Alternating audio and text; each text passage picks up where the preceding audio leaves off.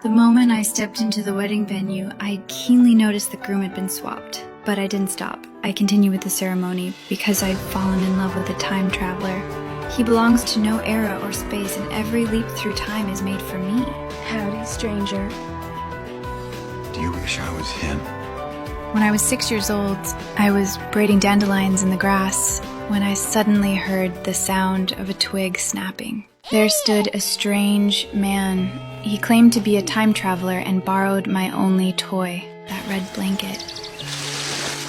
Though I'd read plenty of fairy tales, I wasn't naive enough to believe. There is no such thing as time travelers. But then he told me exactly what would happen that weekend.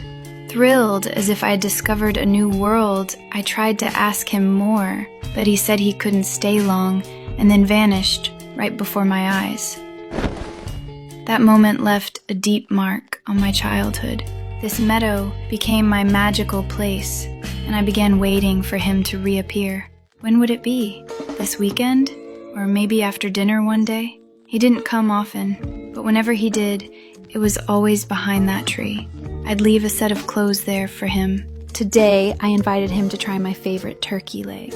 No one within 100 miles makes turkey as delicious as my family, so I knew he'd love it. Sure enough, after one bite, he gave an approving look.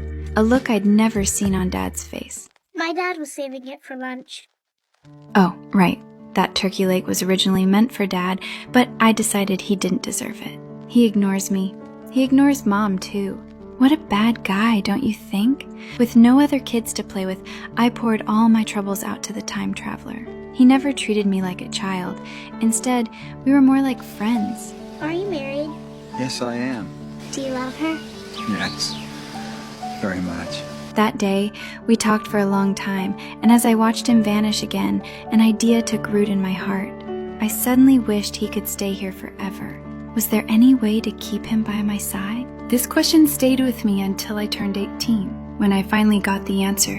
He said if we met at that library in the west part of the city in 2001, it would mean we were destined lovers.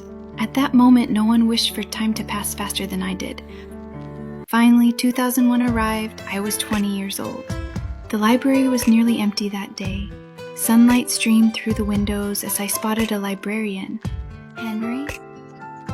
Yes? Shocked and overjoyed, I was almost screaming with happiness. We really were destined lovers. But this excitement didn't last long. I soon saw unfamiliarity in his eyes. He didn't recognize me? Fine, I almost forgot. I'd met the 30-year-old him, the 36-year-old him, but never the 28-year-old him. His confusion didn't deter me. If he didn't know me, we'd just have to start over.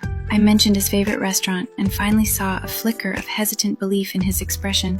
I suddenly wanted to laugh. This scene reminded me of when I was 6, wearing the exact same look when he claimed to be a time traveler. That evening at the restaurant, I told him our story. As I spoke, I pulled out a diary. Inside were records of every time he'd appear, the things he'd said, and the promises we'd made. I couldn't help but lean closer to him. After all, he'd said we were destined lovers. Claire, right?